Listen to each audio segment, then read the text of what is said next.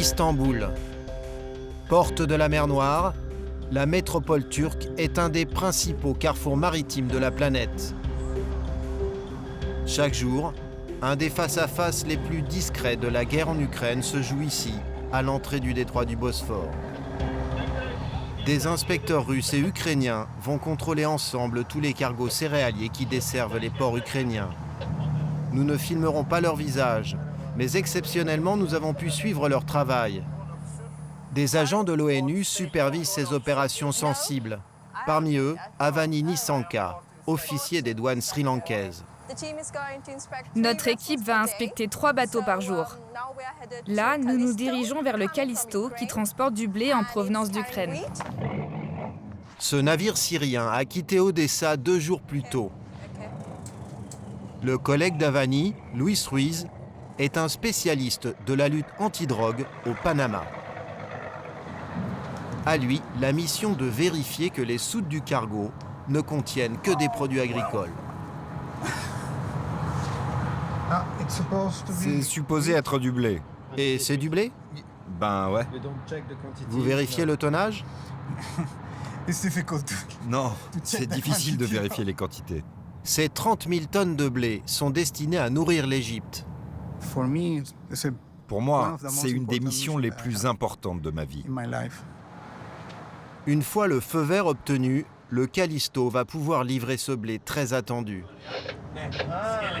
Les inspecteurs se dirigent ensuite vers un bâtiment qui cette fois va remonter le Bosphore à vide pour charger en Ukraine. Grimper sur le pont s'annonce plus périlleux. Je me demande pourquoi ils ne font pas descendre la passerelle. Ce serait plus sécurisant.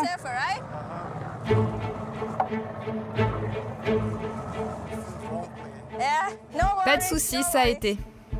Luis vérifie que les cales du Nora ne contiennent aucune cargaison suspecte, armes ou équipements. C'est vide. Complètement vide. L'intervention dure 40 minutes dans une ambiance tendue. Les inspecteurs russes exigent de vérifier une par une les identités de tous les membres de l'équipage philippin. Ok. Merci, monsieur. Méfiants, ils craignent des tentatives d'infiltration. Ok, c'est bon. De son côté, Avani briefe le capitaine sur la route à suivre pour rejoindre l'Ukraine en évitant les zones minées en mer Noire. Voilà le corridor maritime et votre zone d'attente se trouve ici. Je peux aussi ralentir pour arriver le jour prévu. Une fois arrivé, vous attendez à nouveau avant de recevoir les instructions d'entrer dans le corridor. OK? Aux abords de l'Ukraine, le capitaine a ordre de ne pas s'écarter d'un itinéraire très précis de 3000 de large. On doit suivre les consignes. Vous n'êtes pas inquiet? C'est pour assurer la sécurité du bateau. Russes et Ukrainiens valident ensemble le document de contrôle. C'est l'unique circonstance où les 2 pays en guerre sont contraints de collaborer. Je pense que cette mission est très importante pour le monde entier, car tout le monde va en profiter. Les produits agricoles pourront être livrés partout sur toute la planète. Sans cet accord, qui reste fragile, l'Ukraine risque l'asphyxie. À l'issue du contrôle, le Nora s'engage vers la mer Noire. S'il navigue sans encombre, d'ici 2 jours, il sera au large d'Odessa.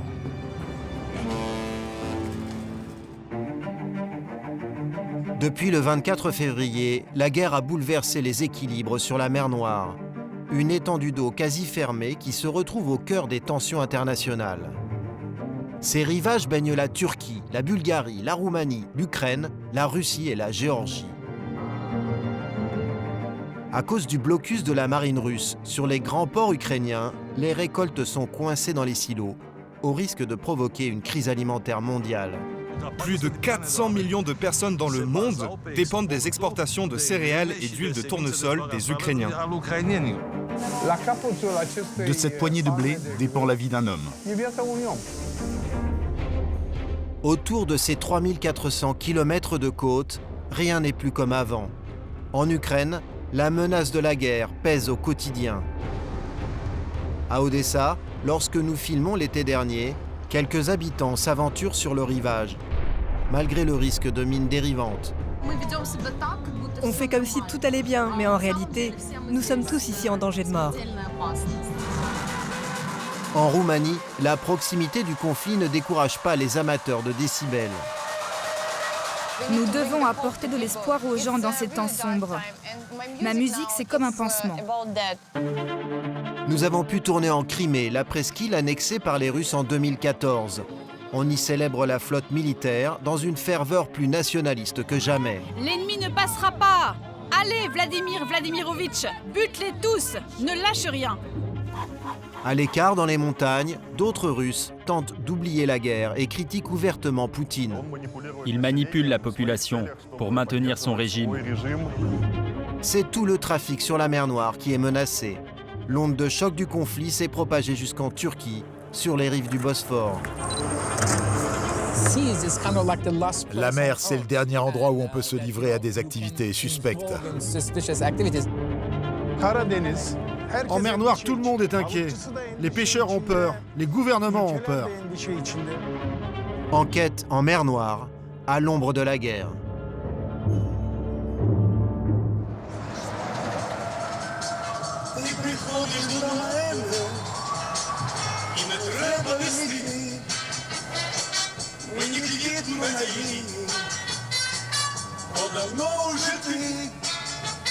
« 35 ans derrière son volant, à arpenter les routes de son pays.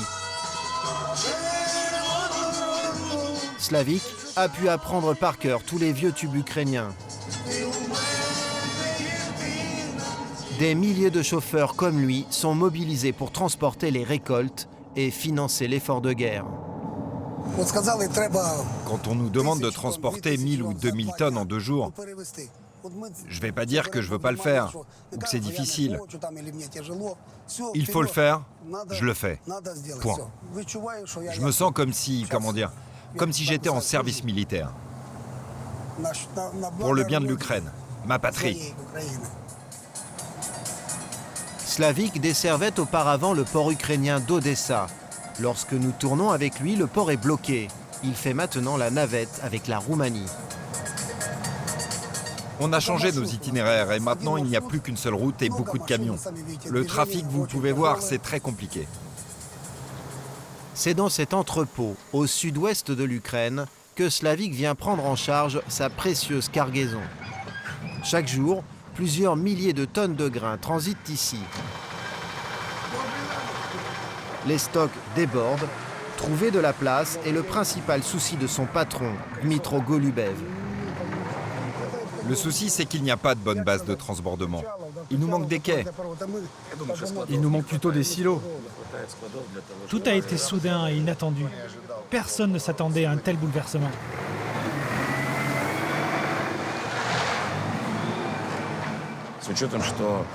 Sachant qu'on a une prévision de récolte de 60 millions de tonnes cette année, et qu'en plus on a les stocks de l'année dernière, je ne vois pas comment on pourra s'en sortir sans les grands ports de la mer Noire. Mais on va quand même essayer. Dmitro a alors le premier ouvert une nouvelle route. L'Ukraine en guerre a engagé une course contre la montre pour exporter ses principales richesses. Le maïs, le colza, le tournesol, l'orge, le blé. C'est une technologie soviétique. Je ne pense pas que ça existe encore en Europe. C'est très costaud. Ça a l'air un peu vieillot, mais ici ça marche. Le casse-tête logistique est quotidien. Dmitro a dû doubler son personnel et raccourcir ses nuits. Parfois on manque d'énergie. Il faut se reposer une petite heure après le déjeuner. Ce lit de camp est là pour ça. Chaque matin, il met la pression sur ses adjoints pour expédier le maximum de grains. J'ai besoin de réserver un navire pour charger 5-6 000 tonnes d'orge. Un autre avec autant de maïs.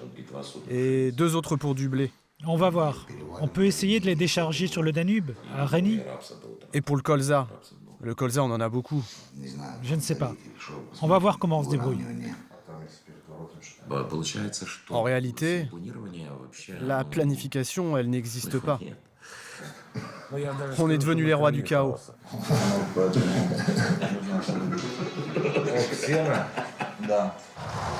Dans les premiers mois de la guerre, Dmytro a concentré à lui tout seul jusqu'à 10% de toutes les quantités exportées par l'Ukraine.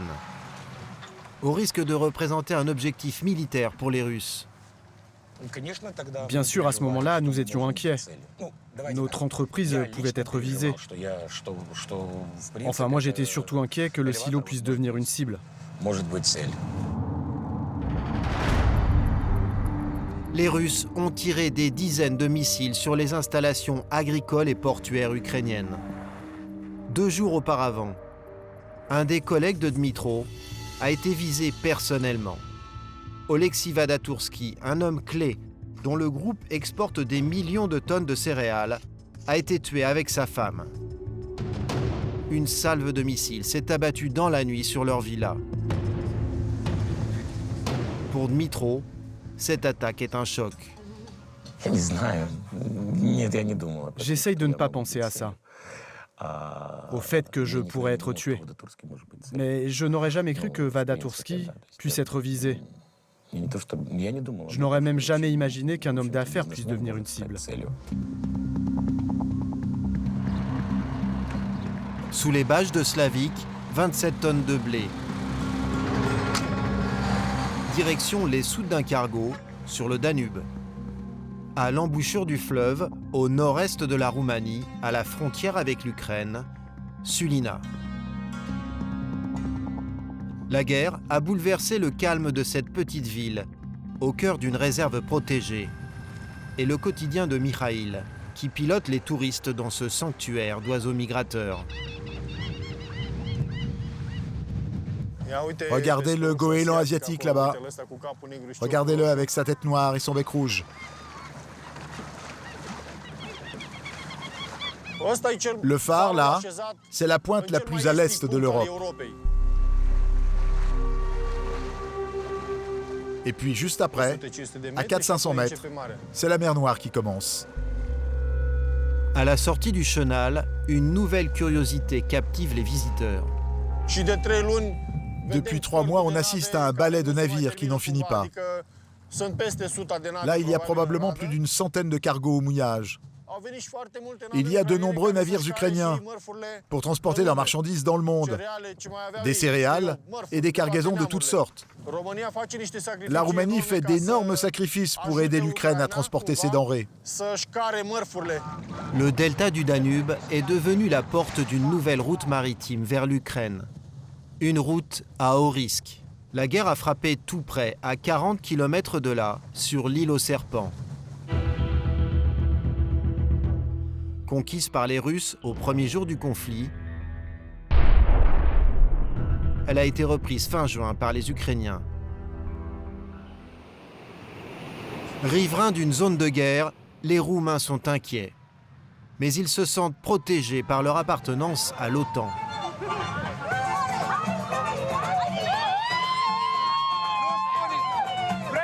Si vous voulez faire la lambada, passez devant moi. La proximité du conflit a tout de même plombé la saison sur la plage de Sulina, habituellement très fréquentée. Dans le petit bar de plage tenu par Aïda et Yonut, c'est la déprime. On a très peu de touristes, à peine 20% de ce qu'on avait l'an dernier. Tout ça à cause de nos voisins. Ils se battent là-bas et nous on souffre à cause d'eux. La plupart des gens nous demandent si on entend toujours quelque chose, parce qu'on entend les bombardements jusqu'ici. Et on les sent aussi, on les sent vraiment.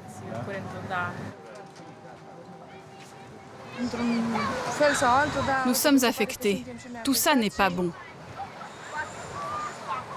Ce sont de sales temps en perspective. C'est méchant la guerre, très méchant.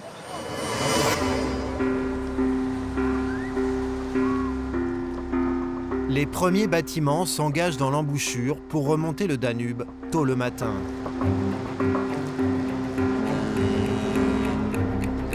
Les habitants de Sulina sont ravis de voir les équipages en escale redonner vie à leur ville. D'où venez-vous? De Syrie.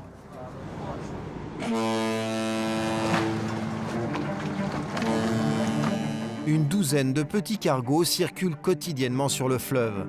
Mais la ville qui profite le plus de ces bouleversements du trafic maritime dans la région se trouve plus au sud.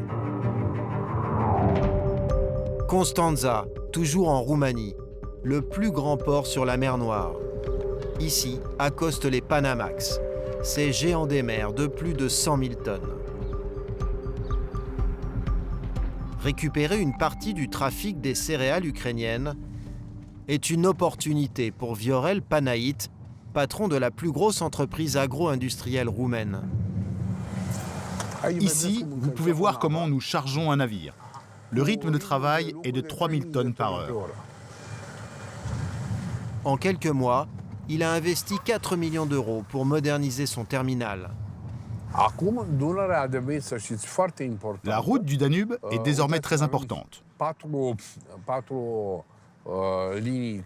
Nous avons 4 lignes qui reçoivent les camions. Vous voyez? Tu commences maintenant? Voyons combien de temps cela va te prendre. Les camions sont scannés par des caméras pour obtenir les données sur leur cargaison, leur provenance et leur destination. Allez-y, s'il vous plaît. C'est fini. Regardez. 36 secondes. Le temps de passage d'un camion est ramené à 36 secondes. Preuve que les affaires marchent, pour accéder aux entrepôts du port, il y a un embouteillage de plusieurs kilomètres de camions venus de Roumanie et de tous les pays voisins. Des dizaines de chauffeurs ukrainiens campent ici, attendant leur tour pour décharger. Ça fait 5 jours que j'attends. Moi, j'attends et je dors là depuis une semaine. On transporte nos grains ici. Mais des gens en Afrique, en Asie, ils attendent ces marchandises. Et ils n'ont rien à manger. Certaines infrastructures du port sont obsolètes. Les voies ferrées ont été délaissées trop longtemps. La modernisation de Constanța sera longue. En attendant, Viorel Panaït tente de caser le maximum de céréales dans les cales de ses navires. Bonjour. Combien peut-on encore charger dans ce bateau? Encore 1000 tonnes environ. C'est le même bateau qui a pris la marchandise ce matin. Fais gaffe, il y a un peu plus de marchandises qui va arriver.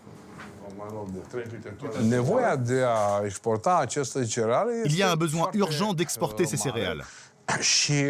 Mais il est probable qu'aucune installation européenne n'a la capacité suffisante pour prendre en charge une telle augmentation du trafic. La guerre a réveillé le port de Constanța.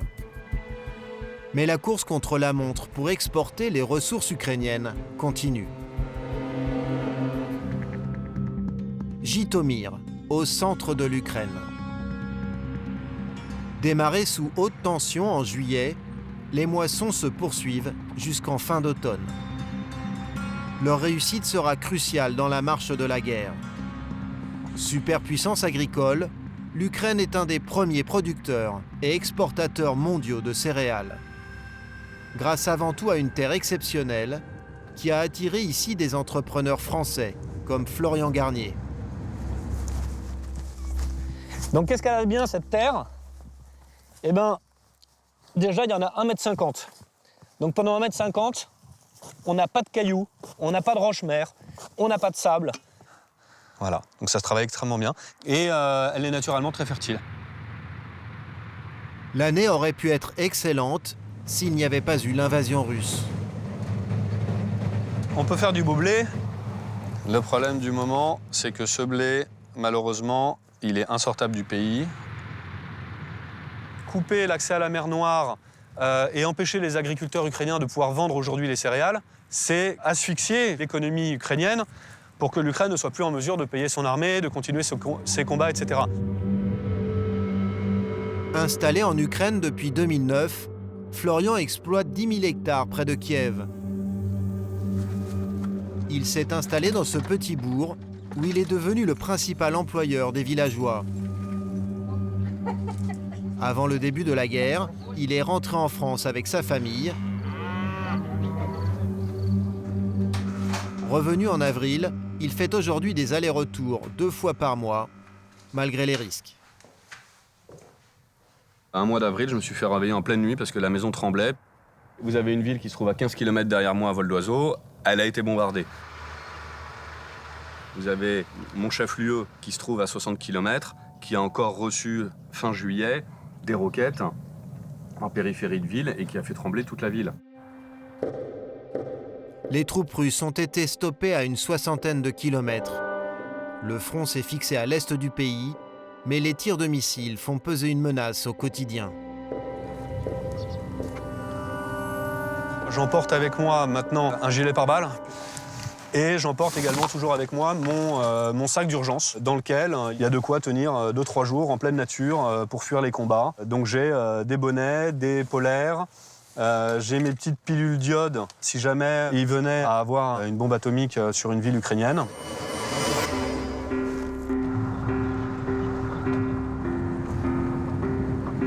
Avec ses associés, Florian a acheté un ancien kolkhoz, une ferme collective, et investi ici 16 millions d'euros.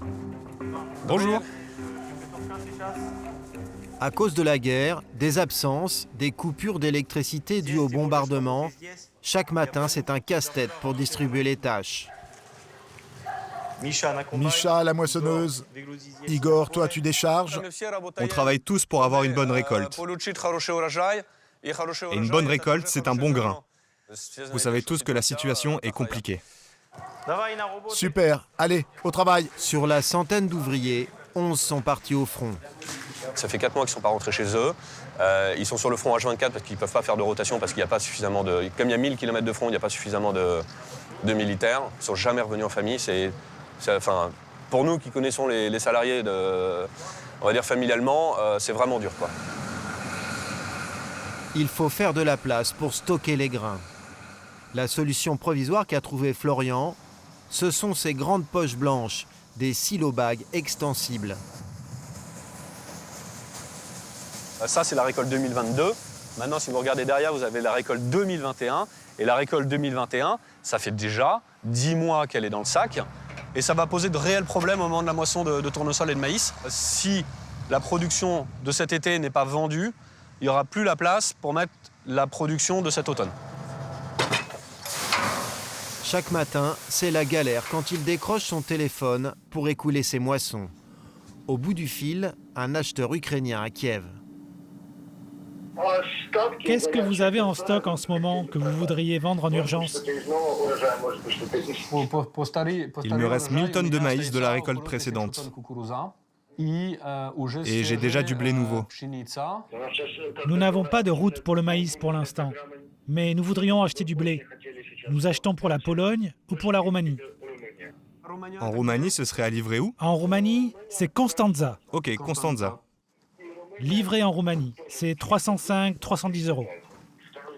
Le transport lui coûterait jusqu'à 210 € la tonne, les 2/3 du prix de vente. Il faut que je calcule mes charges pour voir si ce prix convient. Merci beaucoup. Au revoir. Au revoir. On n'est payé que 50% de ce qu'on aurait pu obtenir une année normale sur le port d'Odessa. On est sur la ligne rouge. Si je n'arrive pas du tout à vendre, de toute façon, je serai obligé de ne pas semer. Depuis cet été, Florian n'a pu vendre que 10% de sa récolte. L'existence de son exploitation est menacée. Son débouché naturel, c'était Odessa, au sud du pays. 80% des exportations ukrainiennes se faisaient depuis cette région. En juillet, les grues sont à l'arrêt. Le port d'Odessa est paralysé depuis le début de la guerre par le blocus de la marine russe. Les rassemblements sont interdits, les plages condamnées.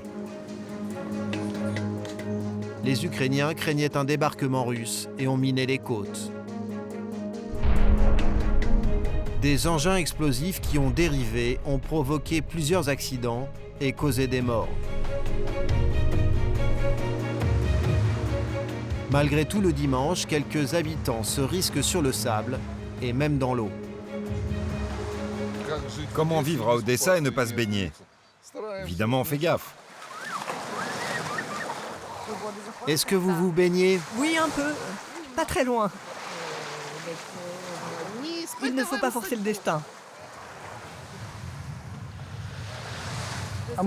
Nous venons à la plage parce que c'est tout ce qui nous reste pour nous calmer un peu les nerfs.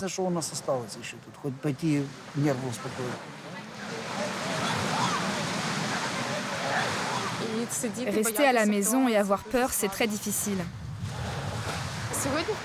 Aujourd'hui, je me suis baignée pour la première fois de l'été. Ça fait un peu peur. En temps de paix ici, tout est rempli par des chaises longues, des gens, des bars. Tout le monde se promène, tout le monde est gai. Mais ça, c'est du passé, ça n'existe plus. Odessa est figée, comme endormie. Il y règne une atmosphère étrange. Beaucoup de bâtiments publics ou stratégiques sont protégés par des sacs de sable et des blocs de béton. La moitié des habitants ont fui la ville. Les principales artères commerçantes et touristiques sont désertées. Ceux qui travaillent en lien avec le port sont désœuvrés, parfois au bord de la faillite, comme Tariel Kajishvili. Fils d'un armateur, il gère 200 escales de navires par an en temps normal. Mais depuis février, son activité est en sommeil. C'est un peu vide là. 1500 personnes travaillent dans notre groupe. Et une cinquantaine sont ici normalement. D'habitude, c'est très occupé et très bruyant. C'est notre terminal. On venait d'achever les travaux, juste avant que la guerre commence. Mon père et moi, on avait un rituel sympa. On commençait nos journées à 7h30 du matin avec un café sur le quai et on planifiait les jours à venir.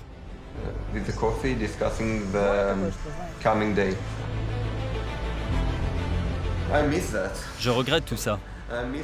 Je regrette la routine quotidienne du travail. C'est frustrant.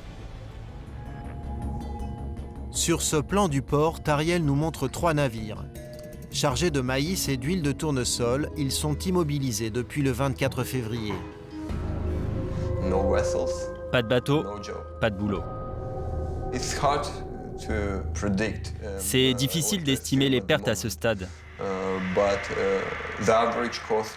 Mais le coût moyen d'un Panamax est $50 000 par jour. Cela représente des millions de dollars américains. Fin juillet, la guerre aborde un tournant. Un signe d'espoir vient d'Istanbul. Les ministres russes Shoigu et ukrainiens Kubrakov signent chacun un accord avec l'ONU et la Turquie pour garantir la sécurité d'un corridor de navigation en mer Noire. Mais dès le lendemain,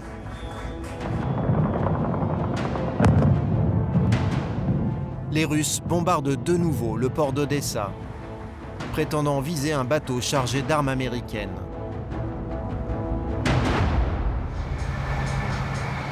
Alors quelques jours plus tard, sur ce même quai qui vient d'être bombardé, les Ukrainiens convoquent la presse internationale. À quai, au pied des silos, un des navires céréaliers prêt à appareiller.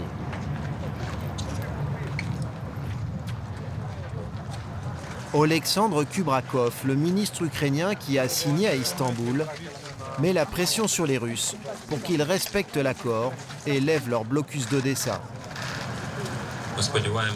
Nous espérons recevoir aujourd'hui le feu vert de l'ONU pour ouvrir un corridor par lequel les navires pourront traverser la mer Noire. J'espère que d'ici la fin de cette semaine, les premiers cargos auront quitté nos ports. Pour prendre à témoin l'opinion internationale, le ministre a invité tous les ambassadeurs occidentaux. C'est très important que les Russes tiennent leurs engagements et autorisent ces récoltes à être exportées. Pour que le monde n'ait pas à souffrir d'une crise alimentaire globale provoquée par la Russie. Malgré la fermeté des annonces, le représentant de l'Union européenne doute de la bonne volonté des Russes. Le risque, c'est de ne pas réussir à avoir un accord en état de fonctionner. La situation de sécurité n'est pas garantie. Le bombardement de ce port, il y a une semaine, était là pour le prouver. La nourriture est utilisée comme une arme, et cela ne devrait jamais être le cas. Avec cette réouverture des docks à l'horizon, Odessa espère souffler un peu. Sur le marché de Privoz, le mieux achalandé de la ville, c'est l'affluence.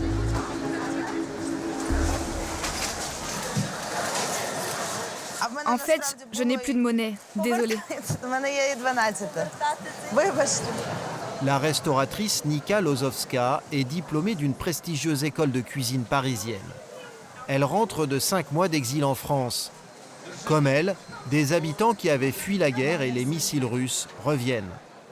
Nika a réservé sa première sortie pour le marché. Oh, regarde, des petites crevettes. Bonjour. Regardez comme elles sont belles. Combien c'est ? 200 grivnas.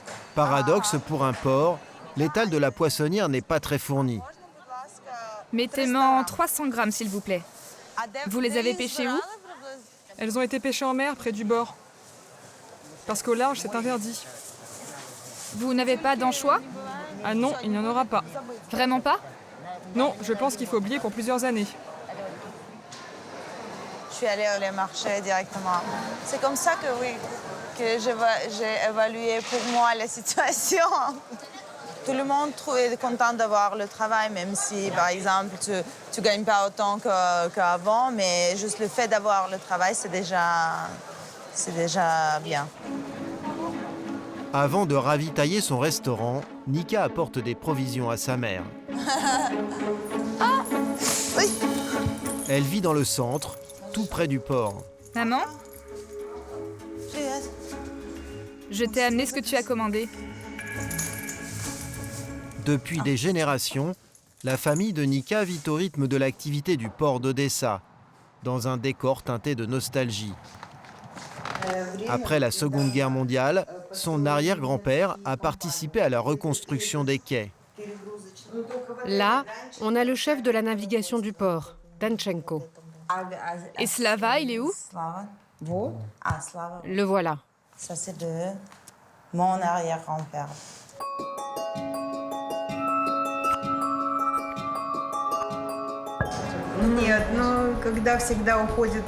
Quand les bateaux quittent le port, il y a toujours une sirène. C'est le navire qui dit au revoir en partant du port et s'en va vers le large. Mais maintenant, il n'y en a plus. J'ai senti que c'est assez sécurisé pour entrer et je sens qu'on commence maintenant la reconstruction après-guerre commence maintenant, pourtant que la guerre n'est pas finie. Et moi, je veux faire partie je veux participer, je veux être là. Pour reprendre son activité, Nika a dû attendre que son quartier soit démilitarisé. Tout le centre historique était fermé. Et après, petit à petit, ça commençait à s'ouvrir. Et oui, il y a 2 semaines que ça arrivait jusqu'à nous. Ce point de contrôle qui verrouille l'accès au port s'est éloigné. Sur cette place, désormais accessible, le restaurant de Nika est le premier commerce à tenter de redémarrer depuis le début de la guerre.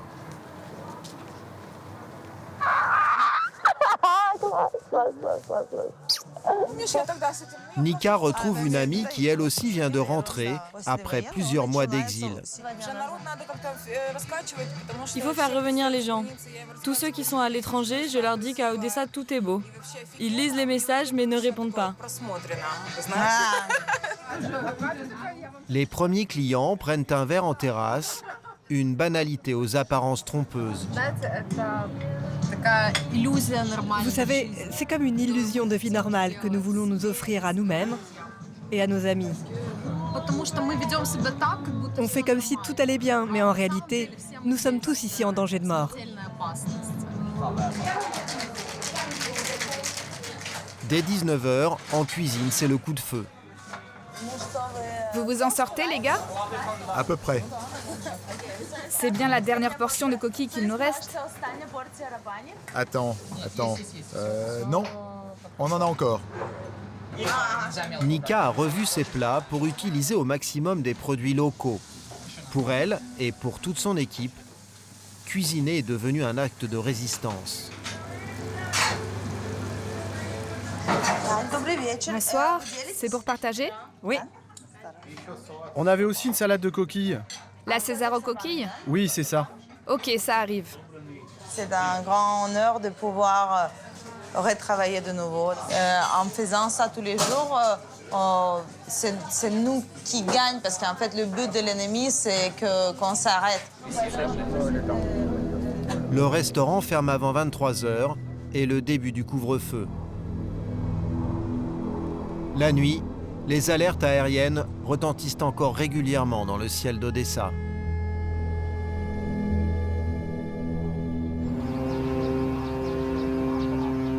Au matin du 1er août, c'est la sirène du Razoni qui réveille la ville. Les soutes chargées de 26 000 tonnes de maïs, c'est le premier cargo à quitter le port depuis le début du conflit. La Russie et l'Ukraine mettent en pratique pour la première fois l'accord signé à Istanbul. Nous attendions ce dénouement pour que notre économie recommence à marcher. Pour que les gens ressentent au moins un peu de joie, parce qu'en ce moment, c'est très difficile. Nous ne pouvons pas être que joyeux ou tristes. Nous avons tous beaucoup d'émotions très différentes qui se mêlent. On va voir comment ça va tourner. Nous espérons que cela nous aidera, que cela nous apportera de la prospérité et la paix. Le Razoni entame une traversée à haut risque. La mer Noire reste sous contrôle de la flotte russe. Mais cette suprématie va être de plus en plus disputée par l'Ukraine. Le pont de Kerch, construit sur ordre de Vladimir Poutine pour relier la Russie à la Crimée, cet ouvrage de 18 km de long, vitrine de la puissance de Moscou, est visé début octobre par une attaque suicide.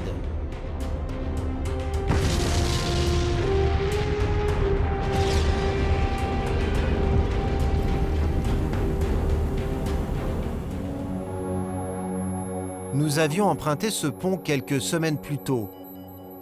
C'est la principale voie de ravitaillement de la presqu'île de Crimée, base arrière de l'opération militaire russe.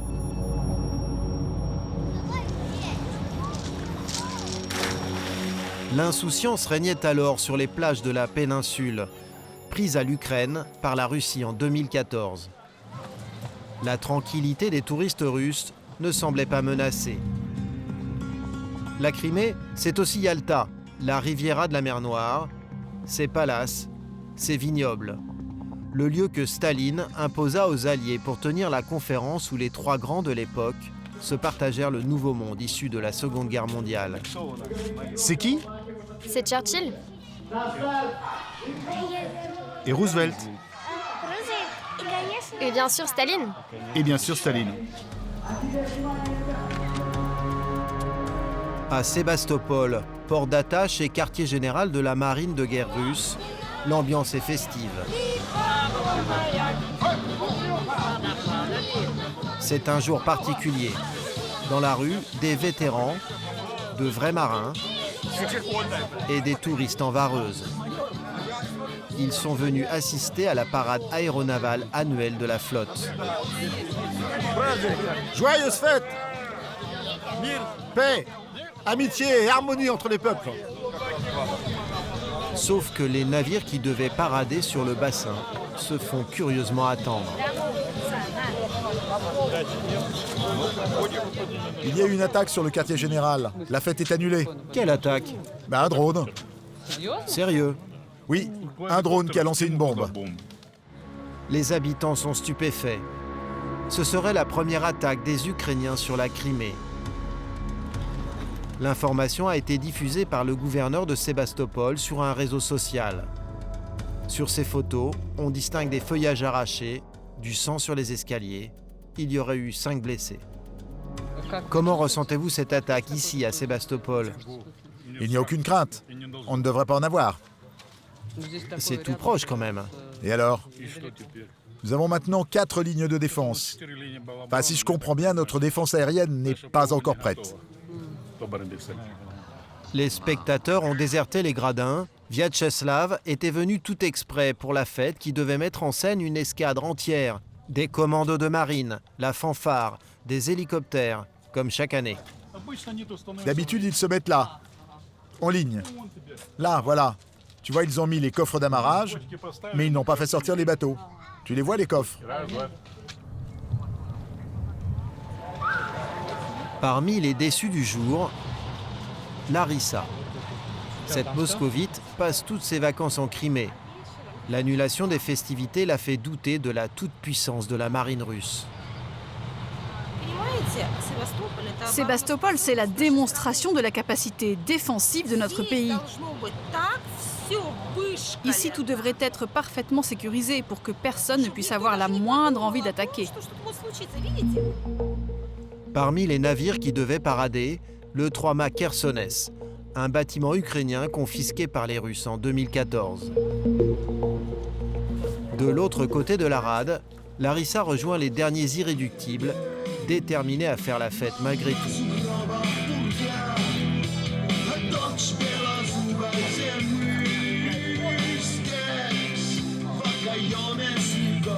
Vas-y, mets-moi du soda.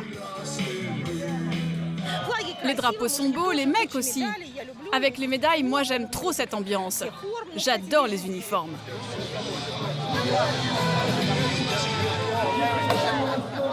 Tout le monde veut que l'on soit triste et dévasté, mais nous ne le serons pas. Nous gagnons, les amis. Félicitations à tous les hôtes et les habitants de Sébastopol pour cette belle journée, la journée de la marine. L'ennemi ne passera pas. Allez, Vladimir Vladimirovitch, bute-les tous, ne lâche rien.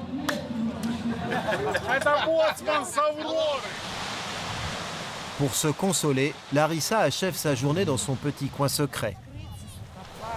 Cette crique discrète, à l'écart, au nord de Sébastopol. Vous savez, je n'ai pas peur de cette guerre, mais de la mer, un peu.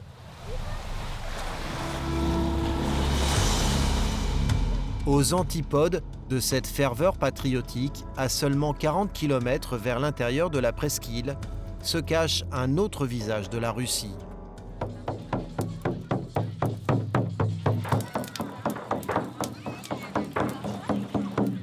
Le camp Artkovcheg, une sorte d'arche de Noé, tendance hippie et pacifiste. Véronica et Oleg passent ici une semaine de vacances pour oublier un temps le climat anxiogène en Russie.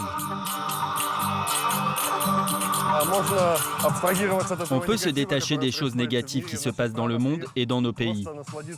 Et juste profiter du moment avec une compagnie agréable et danser. Ce camp de vacances héberge 200 personnes chaque semaine, 2 fois moins que l'an dernier. Les aéroports sont fermés en Crimée depuis le début du conflit.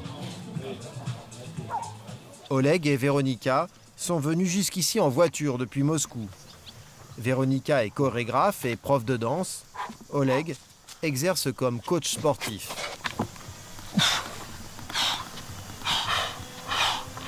Le sport pour moi, c'est une motivation principale dans la vie et l'instrument du développement personnel. Au menu de la journée, détente et camping au milieu des pommiers. Cet endroit répond parfaitement à nos besoins. C'est cool, c'est beau et insolite. La Crimée possède une atmosphère particulière. Ce sont des lieux de force ici. C'est naturel et un peu sauvage. J'ai l'impression qu'ici les gens sont plus calmes, comme s'ils étaient loin de cette histoire avec la guerre. Enfin, l'opération spéciale comme on dit. Sur le marché, avec des producteurs locaux, Oleg pense pouvoir évoquer la guerre, un sujet tabou à Moscou. C'est du fromage fait maison? Oui, vous pouvez tout goûter. Est-ce que les affaires vont mieux? Non. Absolument pas. Mais c'est quand même horrible ce qu'il se passe en Russie, en Ukraine. C'est l'horreur absolue. Pourquoi l'horreur? Les gens travaillent, et ceux qui travaillent croient en eux. La foire est apolitique, hors politique. Oui, mais écoutez... Je comprends très bien de quoi vous parlez. Je vous le répète, la foire est hors politique. Vous ne pouvez pas être apolitique, parce que vous êtes un citoyen. Vous avez le passeport de la Fédération de Russie. Le problème est là. Il faut en parler pour le résoudre et éveiller la conscience des gens.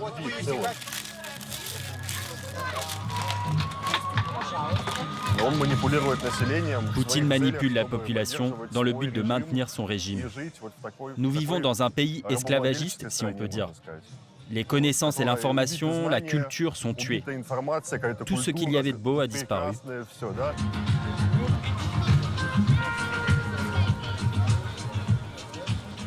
L'impact de la guerre résonne jusqu'à l'autre extrémité de la mer Noire, à plusieurs milliers de kilomètres de là, en Turquie. C'est là que nous retrouvons le cargo céréalier Razoni. Après 2 jours de navigation depuis Odessa, il traverse le détroit du Bosphore vers Istanbul. En 3 mois, d'août à octobre, 500 navires l'ont suivi et ont pu exporter 10 millions de tonnes de céréales.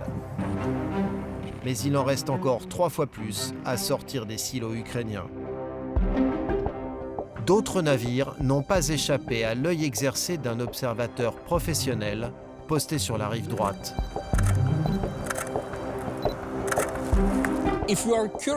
Si tu es curieux, Istanbul, c'est vraiment le bon endroit. Analyste politique turc, Yoruk Izik traque depuis sa terrasse les navires russes. Il en soupçonne plusieurs de transporter des marchandises pillées en Ukraine.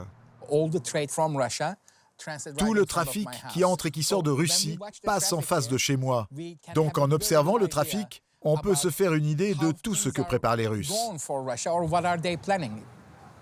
Oh, vous êtes surveillé? Ah, ça doit être une mouette espion, entraînée par les services russes. Yoruk et son réseau d'informateurs ont rassemblé les preuves d'un trafic à grande échelle en mer Noire. En exploitant photos, vidéos, images satellites, positions GPS et cartes, Yoruk a retracé les parcours de plusieurs bateaux pirates, chargés eux aussi de céréales ukrainiennes, mais cette fois selon lui volés par les Russes dans les zones qu'ils occupent. La plupart des bateaux qui transportent des marchandises pillées et que l'on voit circuler ici ont été affrétés dans les 3 mois qui précèdent la guerre. Le chargement de ces navires par train et par camion a été planifié à l'avance. Manifestement, quelqu'un au Kremlin a décidé de rembourser en partie le coût de cette opération militaire en pillant les matières premières ukrainiennes. Plaque tournante du trafic maritime, Istanbul est aussi devenu le refuge des nouveaux exilés russes. Car la Turquie ne leur impose de visa qu'au bout de 3 mois de séjour. Les arrivants les plus récents peuvent compter sur l'aide de plus anciens, comme Eva. Elle dirige un groupe de soutien qui fournit des logements, de l'assistance et des conseils à ceux qui débarquent ici après avoir tout quitté. Il y a beaucoup d'aide et de soutien envers l'Ukraine. Mais maintenant, les gens réalisent que beaucoup de Russes résistent aussi. Ils quittent le pays parce qu'ils sont accusés d'activités criminelles ou font simplement leur sac et partent à l'étranger. C'est aussi une façon de protester et ils le payent très cher. 400 Russes en exil sont déjà passés par ces appartements refuges. Tous situés dans des quartiers populaires. Salut. Comment ça va? Bien, bien. Vous êtes bien installé? On s'installe petit à petit. Tu me montres? Oui, bien sûr. Maxime, Karina et Vika ont 22 ans. Ils viennent d'Ekaterinbourg, en Russie centrale. Débarqués depuis une semaine, ils sont encore un peu perdus dans la métropole turque. C'est la première fois que vous êtes à Istanbul? Oui, c'est la première fois. Si vous avez des questions sur les taxis ou les cartes de transport, n'hésitez pas. Vous savez, le quartier a l'air un peu malfamé, mais ici, il n'y a pas de tension au quotidien. Les deux jeunes filles ont dû fuir après avoir mené une action pacifiste dans leur ville. Elles ont remplacé des étiquettes de prix dans un supermarché par des slogans anti-guerre, comme celui-ci. Vous pourrez acheter 0 produit avec votre salaire si Poutine n'arrête pas la guerre.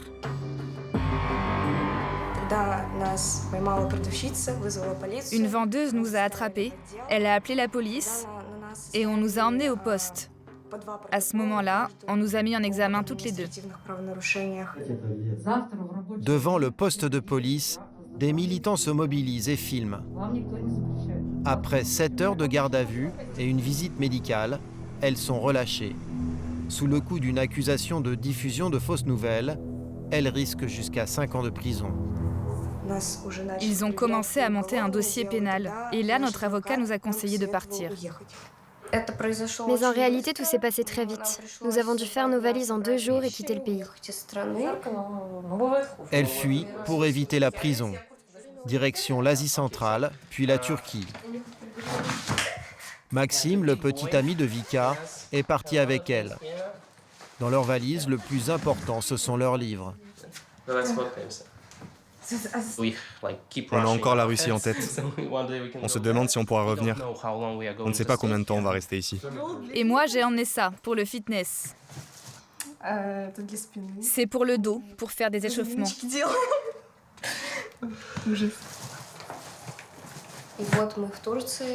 Et voilà, nous sommes en Turquie.